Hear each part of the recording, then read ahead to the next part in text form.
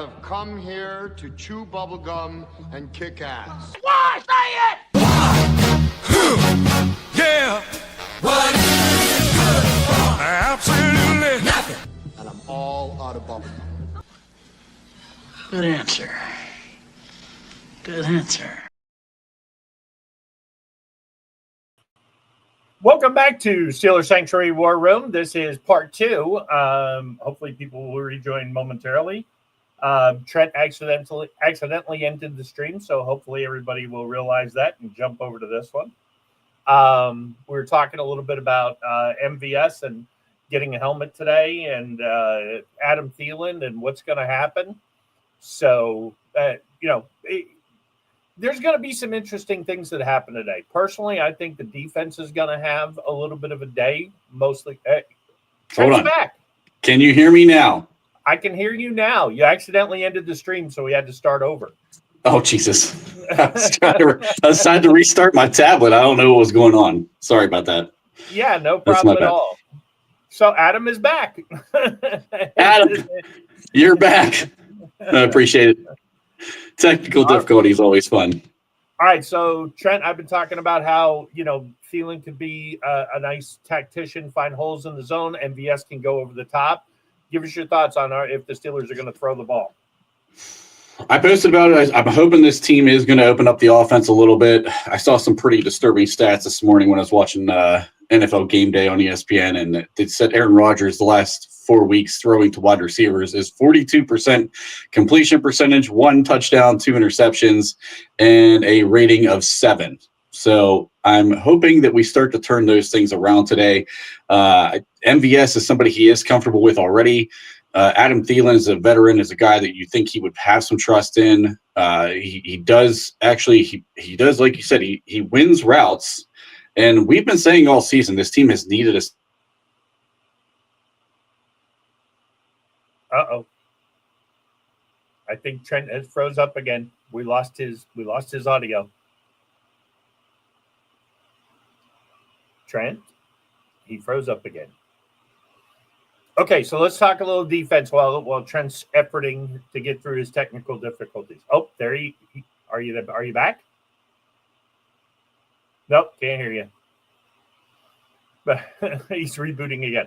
Let's talk a little bit of defense. I think TJ Watt has traditionally had pretty good games against the Ravens. He's had a down year, no question about it. And at this point, you got to think TJ has heard it. And last you could see it at the press conference last week. I think it's palpable. And I've said for a long time on the podcast, if you're following it, that TJ, the plan since he's been drafted is TJ's going to make a play. There is no defensive scheme. It's just TJ Watt's going to break the game open. Nick Herbig has kind of taken a little bit of that role, but he's not the player TJ Watt is. TJ Watt can still wreck a game. And if ever the Steelers needed it, and if ever TJ needed it, it's today. And I think he's going to do it. I mean, I think he hears the noise. On a day where Myles Garrett maybe breaks the sack record against the Titans, you just feel like he wants to put a big game together and once again show that in the biggest spots he shows up and he makes a play. Is it going to work? I don't know. I really don't. I mean, I saw in the comments earlier, we're hoping and praying. We hate the Ravens. I'm sorry. I've heard a lot of this. Let's root for the Steelers to lose, all that good stuff. Yeah, absolutely. Hall of Fame Herbig's got to have a big day today. Shower. I mean, but it's just me and the fans. There we go. We should have a lot of fun with this. Hopefully Trent will get back. We do have some film to go through. Worst case scenario, I'll go through it. I'm not Trent, but I have thoughts. And Trent is coming back. We think he's almost in. I do think, Murph, I'm in agreement. I feel like there is going to be an element with Thielen and MVS, a trust level there that he is going to want to go a little no huddle today. He's going to want to speed up tempo. Can you hear me now, Bob? We can hear you now, Trent. What the hell? The Cullen virus is now making its way around all of Steeler Sanctuary, apparently, because I've not had trouble like this in a while. So yeah, I had trouble on Friday night. Remember? Yeah. Going in and out. So I don't know what's going on. okay, so how about we jump into some tape before we lose you? Yes, right. Let's start that. And Shower points out it's got to be a big game for Hall of Fame Herbig today. So It's a great place to start. absolutely. Let me rewind this a little bit.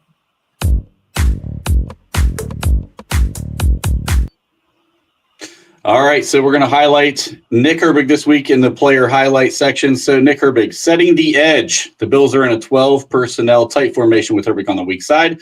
He does a great job setting the edge here with the tackle. You can see he stays on that outside shoulder, but does not give up a lot of ground going uphill. Or downhill, I should say. So he does not try to get too far into the backfield, giving the running back a lane back inside. So I thought he did a really good job. We highlight how often he's such a great pass rusher. I thought this was a good opportunity to highlight how far he's come as a run defender. You can see he just holds his ground right here. He's got good leverage. He's up underneath the lineman. I know this is a backup tackle in this scenario, but he's been doing this pretty consistently now. And then he actually gets off the tackle pretty easily here to make a play. So I thought this was a great job of just showing the way he can not only set the edge, which we had a lot of trouble with in that game, let's be honest, but also getting off of the block, shedding it to come make a tackle. I love that play from him. The next play here, the Bills are coming out in 11 personnel. This was a 3rd and long. And this is a play where we have all 3 edge rushers on the field at the same time with Patrick Queen.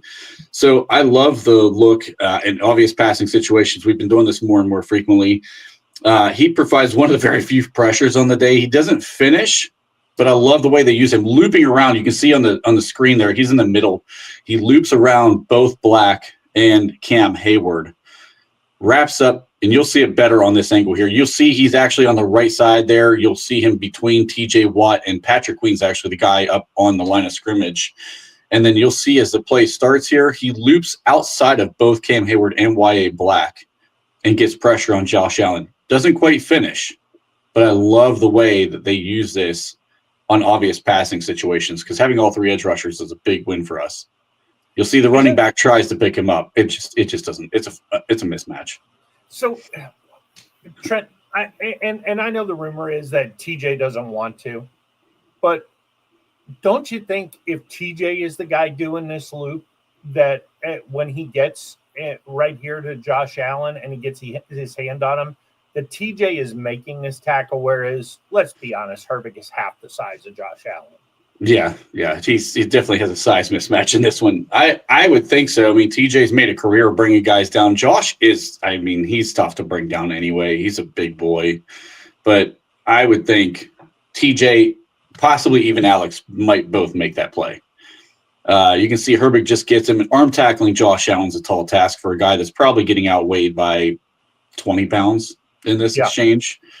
It's a tough task to ask him to do, but I love the way that he got pressure off of this. I like the formation on the obvious passing situations, and you can see no matter what, it still forces a bad throw, and it's an easy turnover on downs in that situation.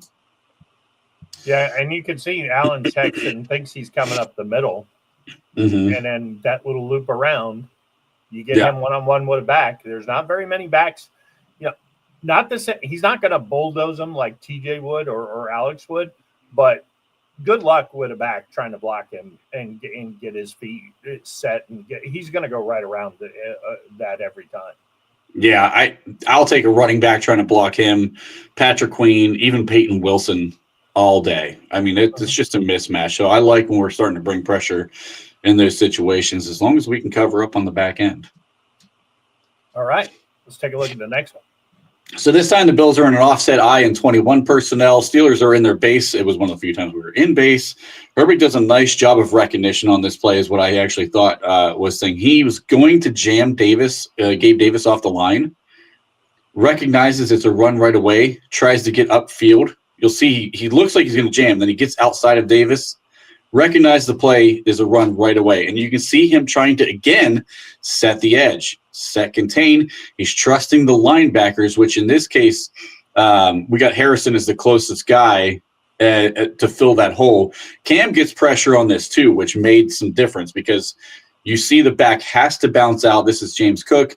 Harrison is in the right spot on his side. And then you see Herbig is just holding his ground again. This is again where he just holds his ground, sets the edge. This forces Cook to continue to try to go outside. Now, if he gets too far upfield on this play, Cook is going to cut that right inside of him. And then you've got James Pierre one-on-one with a guy who could get out to block him. And that's still, again, that's Gabe Davis, who is a good blocking wide receiver. This could have sprung for a really big play if Herbig misplays the edge on this. And you'll see he just holds his ground, sheds, makes Cook bounce further outside. This allows your defense to kind of come gang tackle him. And you'll see, like, if they would have cut upside, if he gets too far up, putting it on the screen again, I don't have a pointer. Yeah. But if he goes too far upfield and forces Cook inside, look where Gabe Davis is now on Pierre. He would have cut right upfield, and that would have been a real big running lane for him to get through. If it was about 2 frames back, you would have seen him cut straight upfield. But because Herbig held his ground on the edge, did not get too far upfield, this forces Cook to bounce outside. It gave Harrison time to fill that hole. And now you've got both Herbig, Pierre, and Harrison where they can all get towards the carrier and gang tackle. And I know that we had some stuff on the podcast the other night and really all week that Malik Harrison, he's terrible. You know, he actually does a really good job on. I think he did a better job of it than Queen or Wilson would have done, because when he gets into that hole and he's holding off the guard with his left hand, he's there to make the play. Cook has to bounce it outside, and because Herbig is doing what he's supposed to do, this play goes nowhere. It's one of the few times where Cook bounced outside and didn't go anywhere. Yeah, because everybody did the right thing. And the problem was TJ was not setting the edge the same way that Herbig was setting the edge, and that was a big difference. And I pointed out, we talk about how good TJ's been historically as a run defender, not in this game. But Herbig, I mean, look at this. He does a great job. Now, he didn't force the fumble on this. You know, he wraps Cook and Cook's, you know, the way he was carrying the ball hits him in the leg, and that's actually what forces the fumble. But you can clearly see there's nowhere for him to go. I mean, no matter what happened, this is a 5-yard loss at best. Instead, he fumbles, and it gives the whole defense a chance to go after. Because look how many black jerseys there are as opposed to white jerseys right now. Mm-hmm. There was no chance this play was going anywhere. Yeah, this was one of the few plays, if they can maintain this discipline today, they could make things interesting. Derrick Henry doesn't bounce. He can bounce to the outside, but it's not his first preference. He's going to just hit the hole, and he's going to bounce once he gets through the hole. I think if you can get Derrick Henry running wide behind the line of scrimmage, that's kind of where you want to be with the Ravens. Yep. We're going to highlight a little bit of that, and we're going to highlight a little bit of how to slow Henry down too, because I thought the Cincinnati Bengals did a pretty good job. I mean, I think he ended up, I can't remember, I didn't check the stats. I was more watching the film, but I think he ended up with like 60 yards and a touchdown or something like that. But he had a big run pretty early in that game. Yeah, and Shower's got a good point here. He watched the Madden simulator. Steelers beat Baltimore 35-21. I don't think it's going to be that high scoring. I do think this is going to be one touchdown each and a bunch of field goals, and give me Boz over Tyler Luke. I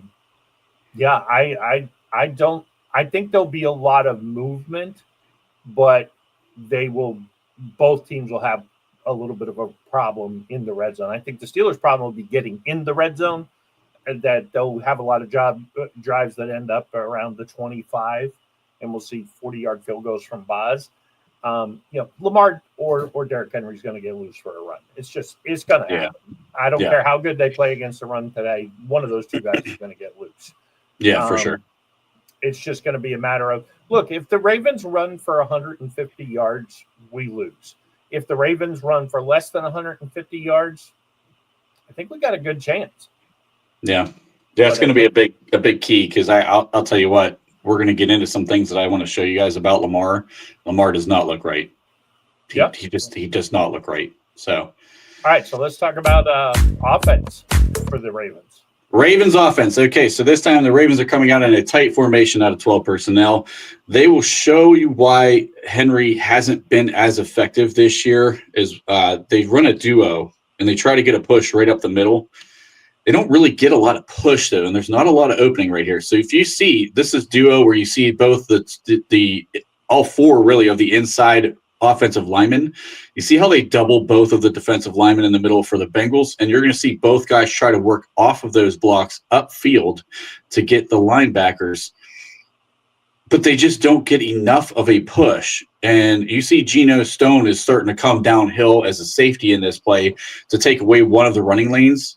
Derrick Henry tries to get back inside to go up the middle, but the Bengals just held their ground, and they do a really good job. This ends up being about a 3-yard gain or so, but there just wasn't anywhere for him to run the ball. And then, of course, Derrick Henry is a freaking beast, so you have to gang tackle here, and the Cincinnati Bengals on this play did a really, really good job of doing exactly that. Yeah, I don't – I said this the other night on the podcast, and I do want to reiterate this about Henry, is – Henry has a great cut to the outside when he's 3 or 4 yards past the line of scrimmage. James Cook is great at bouncing it behind the line of scrimmage and then hitting and going. I think, we said it a minute ago, I think if you can get Henry running laterally behind the line of scrimmage, you can make plays on him. But if he bounces it 2 yards, 3 yards down the field, I'm sorry, we don't have even Jalen Ramsey one-on-one against Derrick Henry. I don't like those odds, and especially now he's built this head of steam. Now, if you can get him at the line, behind the line, things are happening. But if he's a yard or two down the field and then he's starting to cut or lower his shoulder, look the fuck out. Yeah. They do. He is much more effective being that one cut runner that he's been throughout his career. And when you get that load he's got with some momentum going downhill, that becomes a problem. So I'm going to show you a play on the next one here. This is one that scares me. So you see the Ravens coming out. They're in a 12 personnel. They got Patrick Card in the game as a tight end in this one. This is one where it shows he can get outside, but he still wants to get that one cut and hit downhill really quickly. The line is good here. Yeah, the line is running like a power concept where they're pulling out to the left. Watch Henry just sit back, wait, and then he sees the cutback lane and just explodes up through this. And you're just not going to arm tackle this guy. This is doesn't matter how old he is as a runner. This doesn't even look like there's anything there at this stage. But the Ravens do enough to just keep him moving. And then here's the guy who had an attempt to get an arm tackle, which he didn't really wrap at all. But look, there's nothing behind it. So this is the problem with Derrick Henry and the Ravens offense is if you get everybody over pursuing, Henry has good vision as a back. He gets upfield, and I'm sorry, there's no DB that's stopping this right here. You're just diving to accidentally kick a foot to hope he falls down before he gets to the goal line. This ends up being a big play for a touchdown for the Ravens. So this is one where we saw what Cook did to us last week. We saw how we were tending to under pursue. We were actually going too far on the inside. This is a case of the Bengals defense that was over pursuing, opening up a cutback lane. So I don't really love that play worked so well against Cincinnati after what we just saw last week. And then kind of to the point here. All right, so he's going laterally, but you notice here, nobody's around him. If you can get him laterally and actually all these 4 or 5 guys who are 4 yards down the field, he's got all the time in the world to be patient and make his cut. If you get him laterally, you have got to get to him laterally before he can take his time, look, and make his decision. Yeah. Look, the guy's going to be a Hall of Famer for a reason. He's a great running back.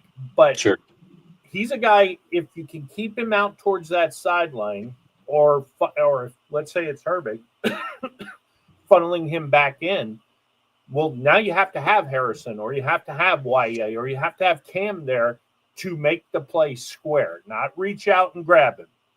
And if they have pushed you 2 yards down the field, it's an 8-yard run. And that's if you're lucky. It's an 8-yard run. And this play, this is also part of why I highlighted the Nick Herbig package with him setting the edge, because you can see no one on Cincinnati actually sets the edge on this play. Yep. That's why they were allowed to get outside. So you got to have guys that are able to set the edge, and sometimes it is going to have to be the corners. And we saw that Joey Porter was a little late to that. He made some nice tackles last week, but he was a little late to the party in doing those. Asante Samuel was a little late to the party making those tackles. James Pierre a little late to the party. Like, it's why Cook kept going. And so sometimes when they run those concepts where everyone on the line is crashing down and pulling, you've got to have corners that are willing to force that running back inside where you've got help. And the Bengals didn't do it on that one, and we weren't doing it last week. So hopefully guys like Herbig, TJ Watt, Alex Highsmith, they can set those edges better today. And that's something that we can try to do a little bit better. Murph brings up a good point here. With the fumble streak and the peanut punch, I think you do want to go for the peanut punch a little bit, but I think it's dangerous with Henry, because if you go for that and miss, he's just going to run right by you or run over you.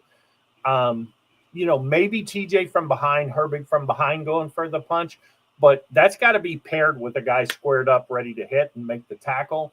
And then the guy from behind or the guy coming in from the side doing the peanut punch. If he bounces to the outside and instead of, say, TJ on the edge, and then TJ, instead of tackling, goes to punch the ball, I don't think that ends well for us.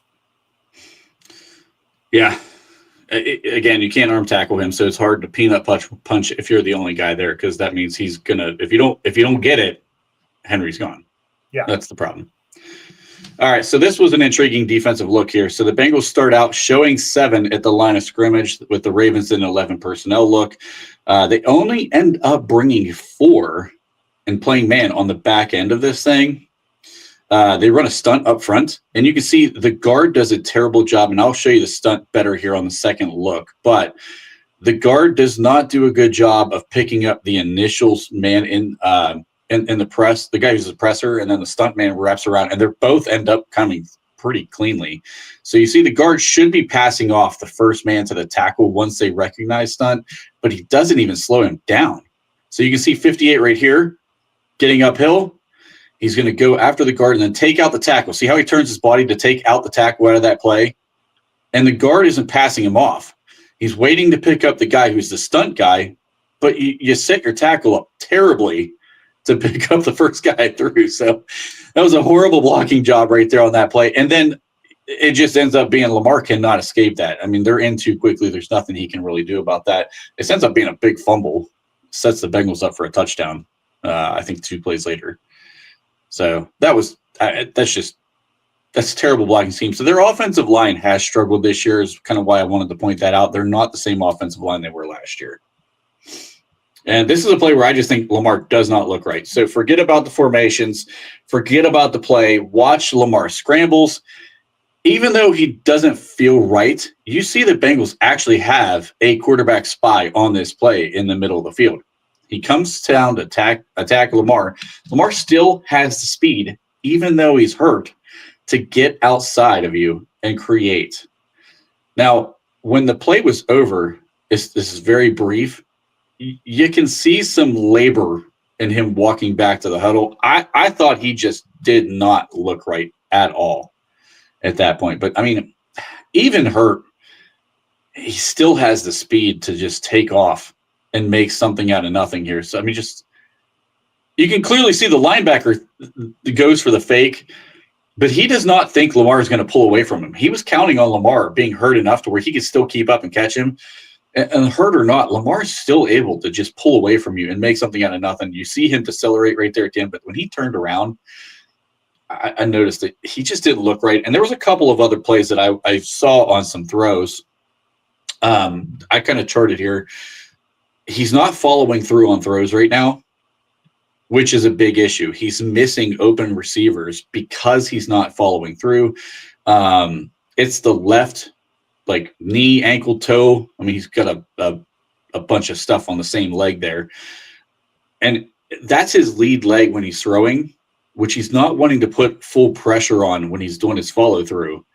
Mm-hmm. And there was a couple times I saw him kind of like hop off that leg after a throw where he sailed one, and that's going to happen. So I'm curious to see if we're able to play well on the back end of this thing, I think Lamar is going to give us an interception on this because he's not going to follow through. The ball, when you don't follow through, tends to go high. When it tends to go high, it's a high risk for interception in the NFL. So I think that's something to keep an eye on. I think Lamar is going to give us the ball if we can make him a passing quarterback in this one. All right, so let's talk about the Ravens defense, if we can call it that.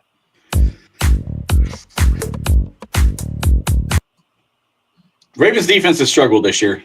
So the Bengals are going to come out in 11 personnel. They bring the wide receiver motion, recognize this as a cover 2 zone. The attention is drawn to Jamar Chase, which allows the outside receiver a free look downfield. So here's why I'm highlighting this play. There's going to be a couple of these where we highlight cover 2, because apparently, according to everybody in Pittsburgh, you can't throw the fucking ball against cover 2. That's been the excuse why we can't get DK open all year. But you see, number one, there's protection. It's a clean pocket for Burrow. He's got time to throw. He just misses on this one. But look where the receiver's at. He's behind Humphrey. Humphrey is getting older. He does not have the speed. We've seen Pickens beat him in the past. He still plays at a pretty good level, but he's just not the same guy. The safety on this play, I can't remember if this was Stokes, the kid from Georgia, or not. He cannot cover. But I thought if you could, I don't know, are you back to the beginning of that? Let's go back to the beginning of the first look there, because I want, if you see, Jamar Chase is in the slot down here at the bottom of the screen. And if we watch the way this develops, watch how much attention he draws on this. We like to use DK as a decoy. Here's how you do it. Watch. You see, there's 3 sets of eyes on Jamar Chase as he comes upfield. It's clearly a zone. Humphrey gets beat because he's watching Chase, not the outside receiver. So watch him hesitate right there. Do you see where he plants that foot? He's looking to come up and get Chase, and he's counting on that safety to cover. I mean, that's probably what, 30 yards of ground on the back end. There's no way you're getting from there. The hash 20, maybe 25. Yeah. So, I mean, that's a long way for a safety to cover. And Chase he draws so much attention on this. This is a play where I think Roman Wilson, or now MVS, could be the other guy. If they're going to play that same type of formation against DK Metcalf, if Metcalf is in the Chase role as the slot receiver, which I've been calling for him to be in the slot more, run MVS straight downfield on that play. Big, tall, fast player. He's been a big play guy. Aaron trusts him. He's not throwing the ball to Roman Wilson right now. Let that be MVS in that play, and let's see if we can get a big play touchdown out of this, because we are not throwing the ball downfield at all. And the other thing about this play, they had 3 guys past, 8, 9, 10 yards. MVS targets over under 2.5. I'm going to take the under. I don't think it's a lot. I think Thielen will be the guy who gets more touches, but I think 2 MVS targets, 1 big catch would be very much a game changer for this offense. Yeah, we need it early in the game too. Early in the game.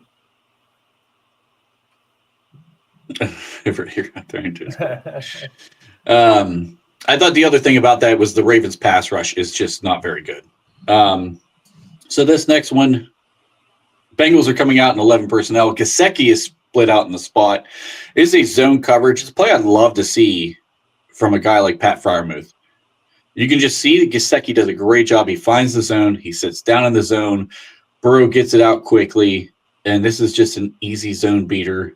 This is something that Pat Freiermuth has done well over his career. I don't know what the hell is going on with the usage with him, but they, Mike Tomlin and Arthur Smith allegedly said they view him as the zone beater, and, Jonnu is the guy who's better at man. Well, they run a lot of zone. So if you think he's your zone beater, then you need to have him be your zone beater against this Ravens defense who runs a lot of zone. So I think, they're saying Roman Wilson's inactive.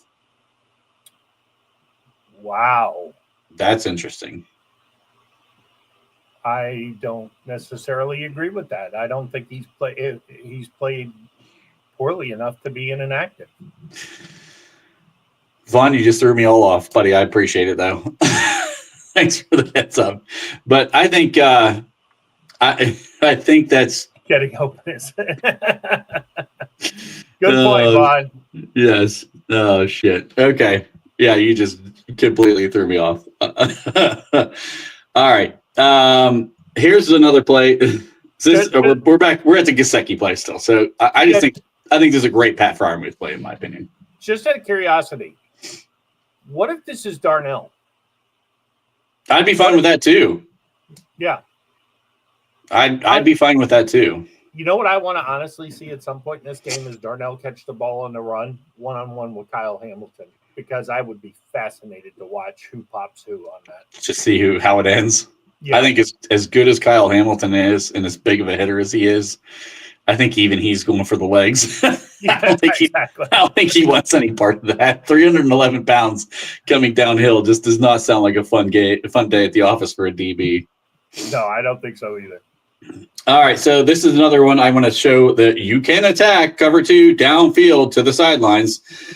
So you have to have more than one guy running a route beyond 10 yards. So that's step 1. If you're going to attack cover 2, you have to have more than one guy. In this play, you can see 3 guys for the Bengals downfield about 15 yards.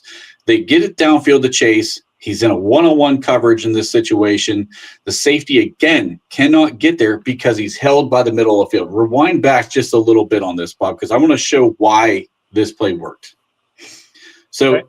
if you look, go back just a little further, if you can. All right. All the way back to the beginning. Let's set this thing up. All right, so you're going to see Chase at the bottom of the screen. So first of all, you see Chase starting to press toward the number first. That's creating separation at the bottom of the screen. Now, if you see the top 2 receivers, you have a safety at the very top of your screen at the 40. And if you pause right here, you see the tight end here in the middle of the field. Now, you have linebackers right around that guy, but because he's going to end up slipping behind the linebackers, the safety in the middle of the field right now has to honor that. Right here, you can start to see he's coming back across to get to this outside behind the 2 linebackers in the zone. That held the safety just enough. And by that time, the safety recognizes Chase is just going straight downfield. Burrow's already releasing the ball. So you held the safety by having 2 deep routes behind the linebackers, and Chase gets behind everyone on this play. That basically creates it as if it's a one-on-one opportunity. That has been the problem with the DK Metcalf stuff all season long. You're not holding that safety. You're just running the one guy downfield. Everyone else is underneath, and they're short of the linebackers in the zone. You can't do anything with that. You've got to get the guys back behind the linebackers. And this is part of the problem with trying to pass out of these 12 personnel sets is we're just not winning those, and we're not getting depth at all.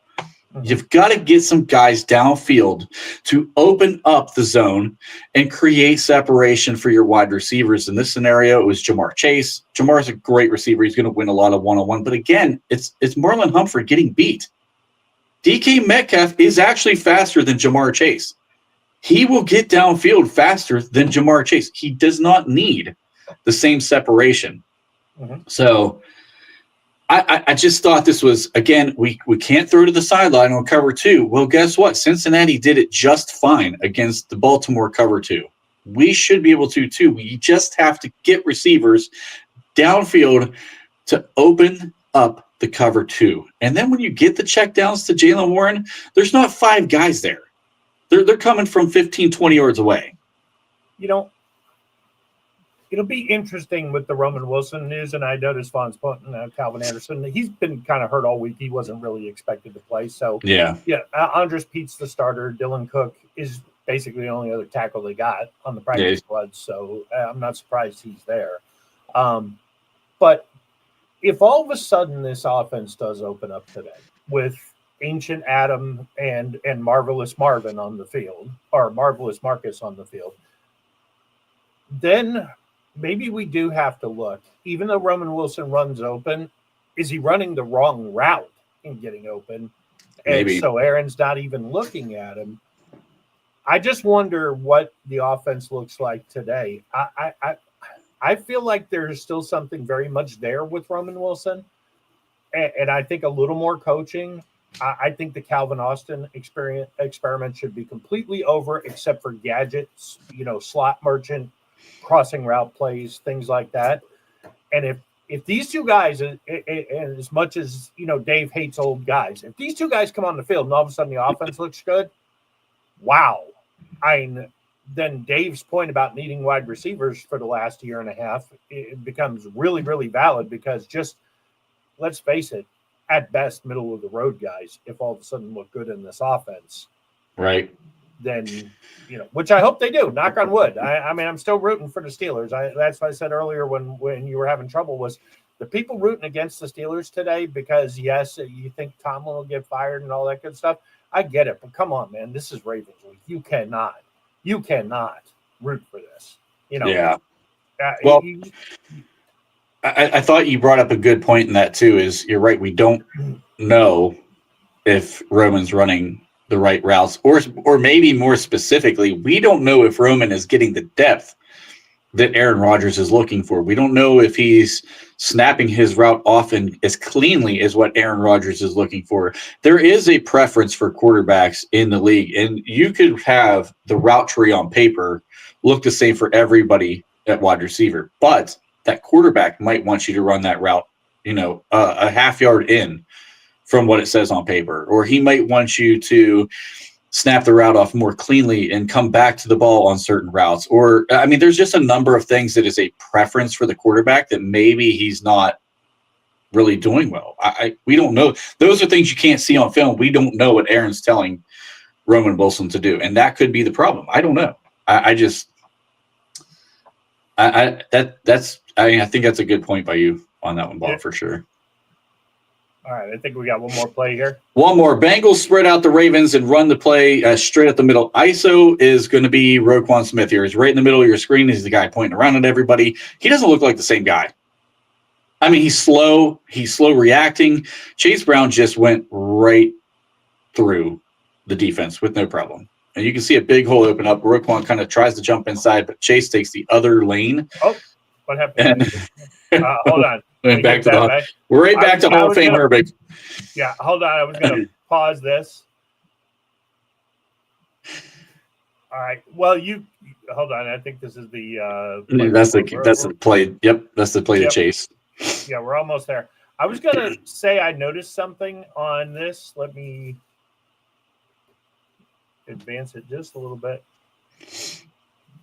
All right, we'll switch to this other look here. Sorry, guys, if you're following along. This one is a good one to look at from the backside here. Okay, I'm going to hit pause, not start over this time. If you isolate on Roquan for a second, this is something we see Steelers defenders do a lot. It looks like he doesn't know what to do. Yeah, because you could see him looking around right before the play.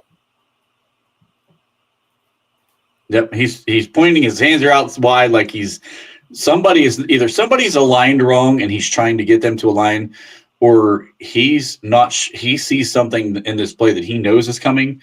But I think that he was a very attack downhill guy. You see him pause, and he just waits. And if you wait as a linebacker in this league, you've waited too long. Because he's just sitting here. Normally he'd be filling that hole. You can see the Bengals duo is such a huge concept right there. You have the center and the guard blocking down. I can't tell who that is, to be honest with you. And then you see the center come off to come and get Roquan. Roquan waited too long. If he just came straight at Chase Brown in this play, he could have come up and tried to make a play. At least make him bounce somewhere else. He sees a gaping hole. You can't wait forever. I just think Roquan doesn't look like himself. He's not the same player. This wasn't the one isolated play I found on him for these things. It was pretty consistent. So I don't know. Okay, before we talk about the game, here's a little scene of what it should look like in the Steelers locker room today.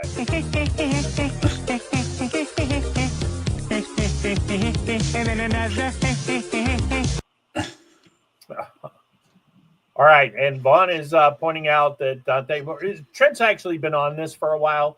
It's not really surprising. Dante Moore, Trent has basically said for 3 or 4 weeks is going back to school. Yeah, I found it interesting though. His OC left. I thought maybe that was going to indicate that he was going to come out in the draft, and maybe the OC knew something beforehand, but doesn't look like it. Vaughn's trying to provoke Trent. Don't give me no Mendoza bullshit. Yeah, well, I still listen from just strictly not taking my bias out of it, from strictly looking at him as an NFL prospect. There was a lot of holes in his game last night. I just thought he held the ball way too long. He took too many sacks. He did not throw the ball away a lot of times. He did make some throws. I mean, he made a handful of good throws. His pocket awareness was not very good. I just do not love Mendoza. I'm telling you, the system opens things up. Once he got past his first read, when it wasn't there, he struggled. I mean, he struggled a lot, I thought. So I don't think he's in most classes. I don't think he's the top quarterback in the class to me. The thing I like about him, and I've been on him for a while, is kind of my number one guy. The thing I like about him is when the chips are down, now look, if you heard his post-game interview, I get it if people are off of him just because of that. But there's something about the kid. He makes a play when he needs to make a play. There's something about that trait in a quarterback that I love. I felt like Ben had it. I feel like all the great ones have it. Does it mean he's going to be great? No. But does it mean that maybe there's a little something there? I like the clutch gene in a quarterback, especially a guy who has traits. So if you pair traits with the clutch gene, you could probably do worse. Do I think he should be the number one pick in the draft? He's going to be.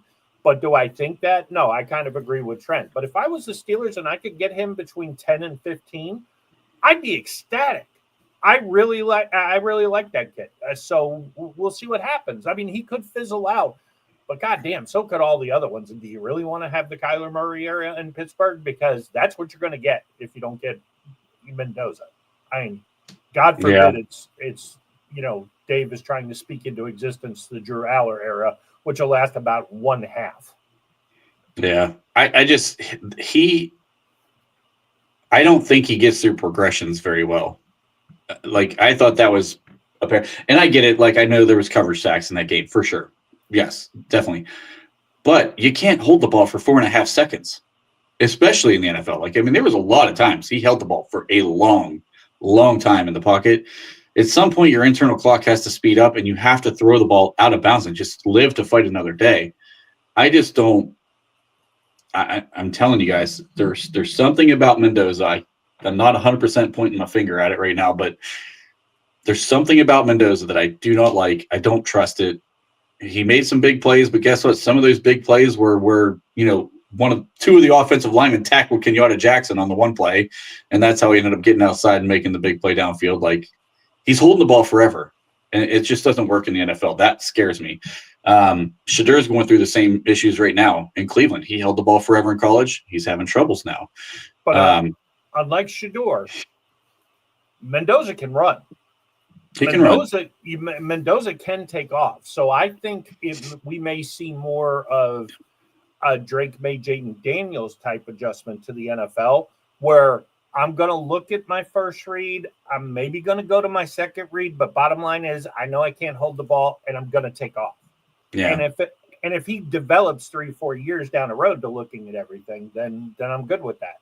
Because initially, I mean, I don't want to see a Jackson Dart quarterback where it's just RPO every fucking down. That's entertaining football to watch, but you're going to get your quarterback killed doing that. Mm-hmm. Somber points out there's always Howard. Yeah. But, I mean, let's face it. If we're down to a 6th-round pick, I mean, do you really think if they sign Kyler Murray can't beat out Will Howard? I guarantee you he can in Mike Tomlin's eyes. Yeah. There's just – I have Mendoza as a late first-round pick. And where you're going to get him is going to be way, way higher than what I think you should.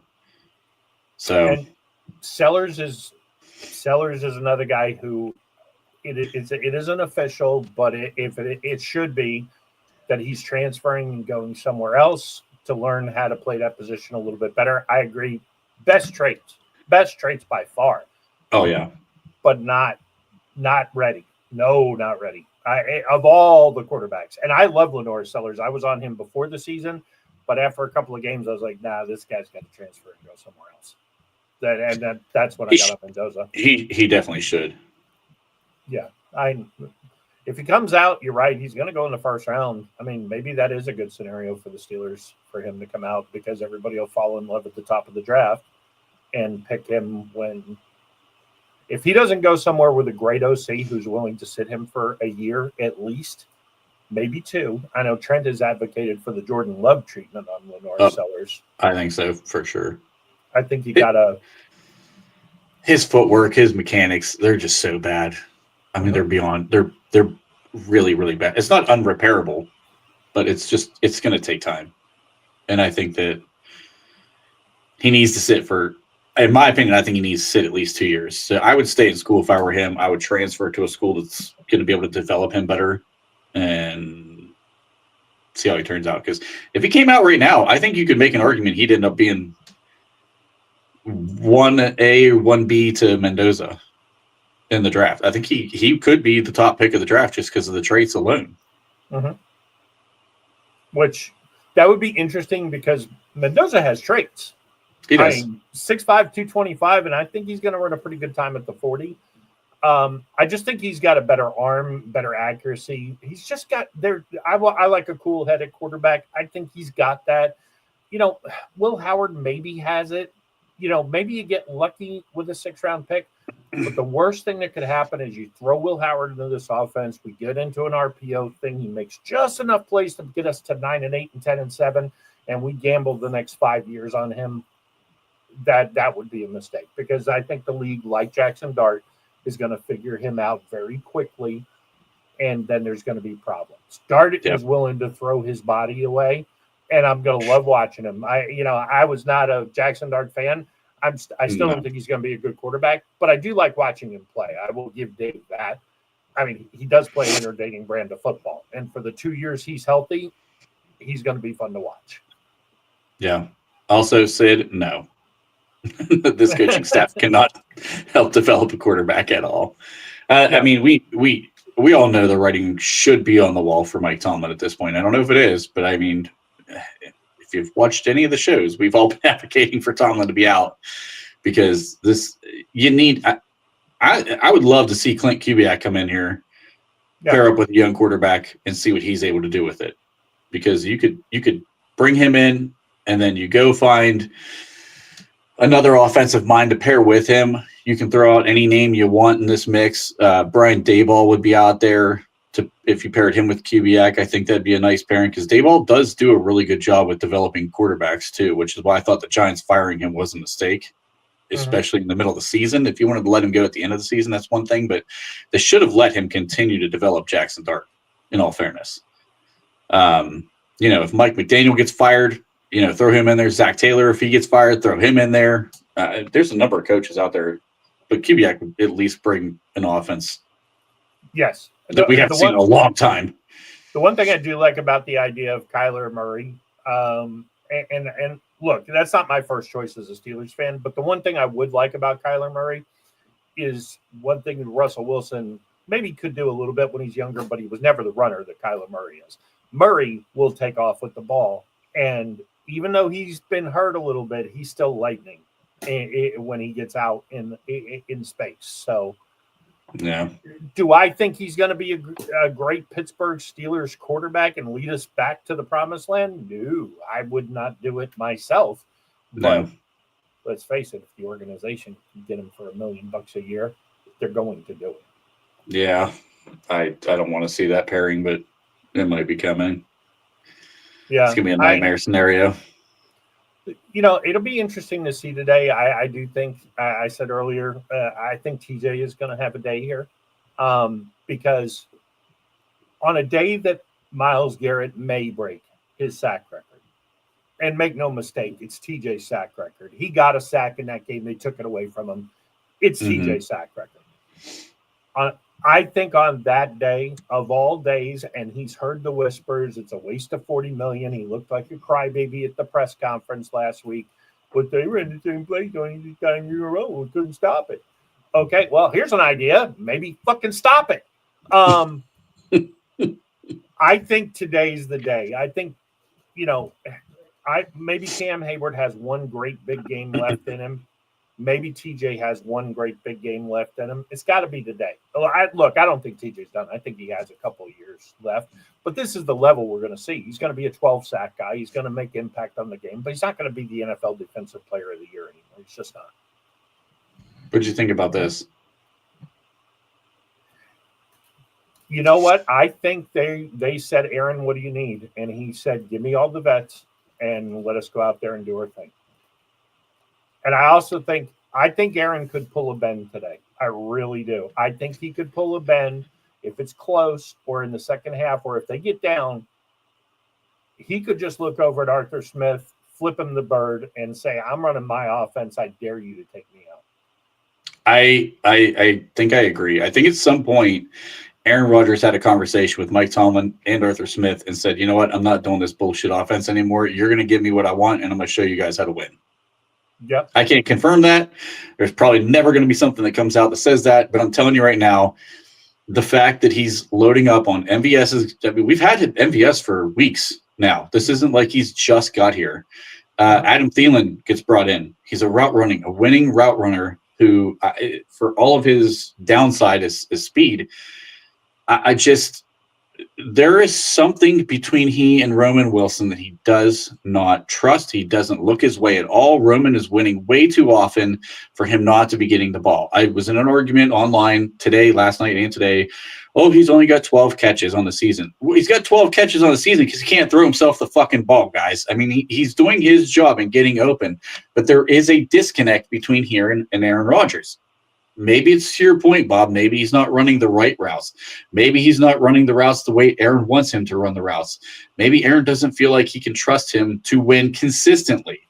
Mm-hmm. There's something there. I don't know what it is, because just as a bystander watching it on all 22, you would sit here and say to yourself, this guy should be leading the team in receptions, yards, and touchdowns right now. And it wouldn't even be close if we're giving him the ball as often as he's open. Yeah, there's something there. And the fact that he doesn't get a helmet. Now, Scotty Miller, that's probably special teams purposes. He's probably going to be the gunner opposite of James Pierre, because did Skoranek dress today? I haven't seen him. Which, if we're talking Scotty over Roman, I understand it. If we're talking Scotty over Skoranek, that's a bad. Then I really don't understand it. Yeah, for sure. Because, I mean, we're not going to be running 5 wide the whole fucking game, so you don't need 7 receivers on the active roster. Let me take a. Yeah, Ben's playing today. Skoranek. Then I really don't understand the Scotty Miller over Roman Wilson thing at all. I think it's Scotty Miller over Calvin Austin, because Miller last year, shockingly enough, if you go back and watch, Miller was actually our best blocking wide receiver. Mm-hmm. So he can block, which makes Arthur Smith happy. But let's face it. I mean, he can do what Calvin Austin can do. He can run that little crossing route. And, look, say what you want about Scotty Miller, but when he goes down the field, defenses pay attention, mm-hmm. because he can beat a lot of people. He's fast. I would be interested to see a Calvin Austin, Scotty Miller foot race. I think Calvin wins it, but it's closer than people think. Yeah, I think that we're using Calvin Austin wrong. We're trying to use him like a pure Z receiver, and he's not. Even when he's in the slot, we're not using him the right way. We're trying to make him win one-on-one downfield like a jump ball specialist for a guy who can't catch the ball away from his body. That's not who he is. It's just not who he is. I don't understand. Some of the decisions this coaching staff makes just makes you shake your head. This is one of them to me. Roman Wilson should be in the lineup. He's done nothing that I can see that should take him out of the lineup. I don't get it. There's some trust and some, Tomlin has his guys that he just cannot bench. Calvin Austin's one of them. Right. And Roman Wilson is not. And that's kind of what it's boiled down to all season. Uh-huh. It's confusing. It's very confusing to me.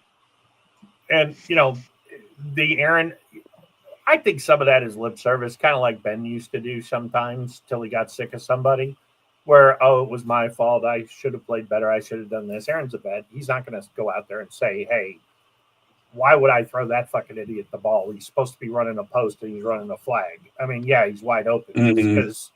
It's because he's running the wrong damn route. Yeah. But then again, it may just be that, hey, look, I threw him the ball a couple of times early in the season. You know what? In training camp, the guy couldn't get out of his own way. So now all of a sudden I'm going to believe that he's going to be open.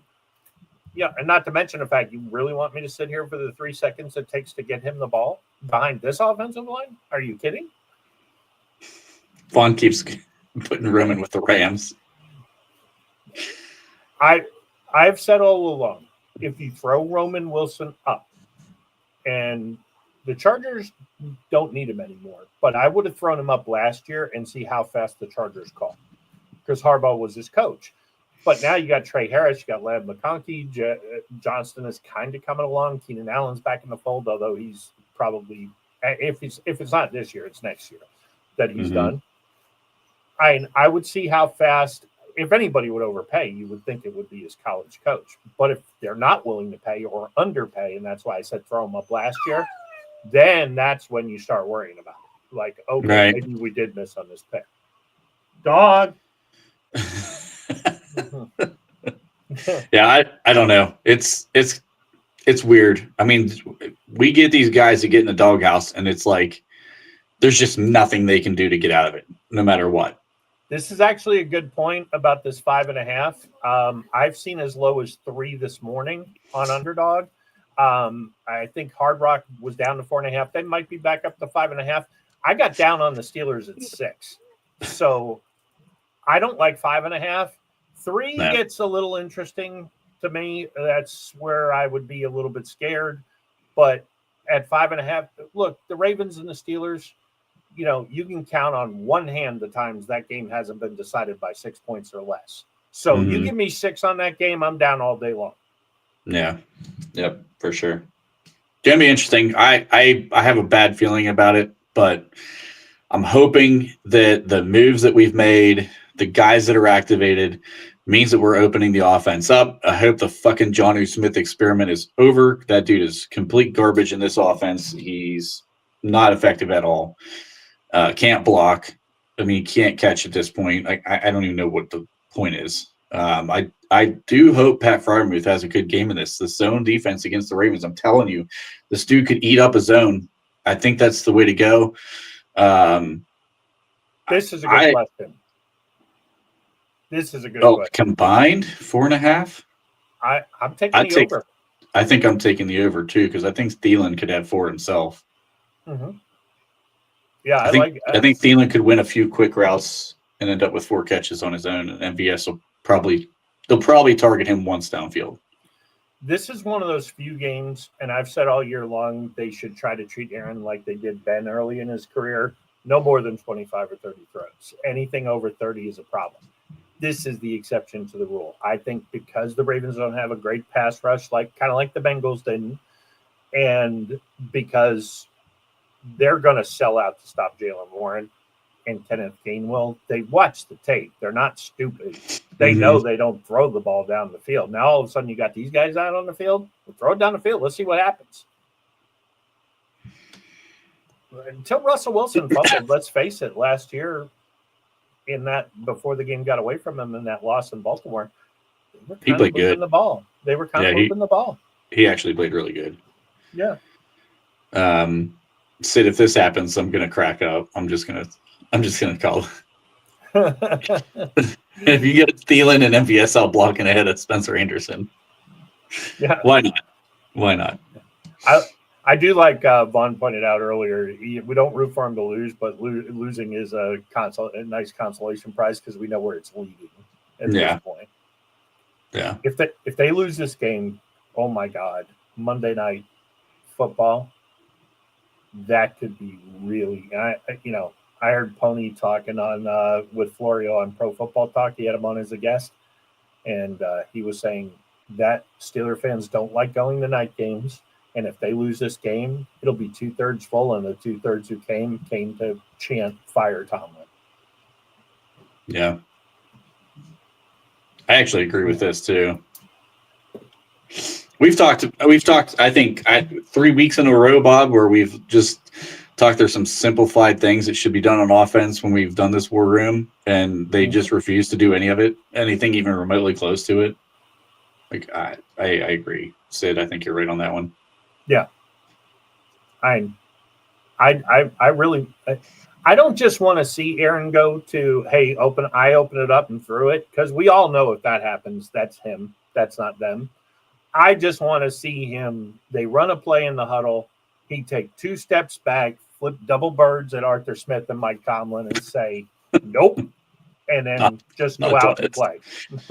Yes, yeah, I think so. I mean, Aaron obviously has had his success in the more West Coast style offenses.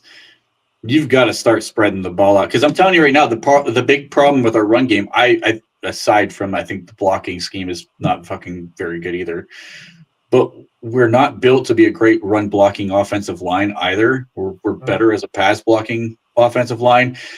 But the way you can neutralize some of the deficiencies is you don't keep loading the boxes with 8 and 9 defenders. You spread the field out, and then Jaylen Warren with his burst, Kenneth Gainwell with his burst, you can't get those guys to squeeze through a hole and make a big gain in the run game, because you're spreading all of the defense out. You don't have 3 and 4 linebacker or 3 linebackers and a safety. A lot of times, what we saw in that Buffalo game, they had 9 guys in the box, a ton. That's why you can't run the ball. What the fuck is the offensive line going to do? You're outnumbered.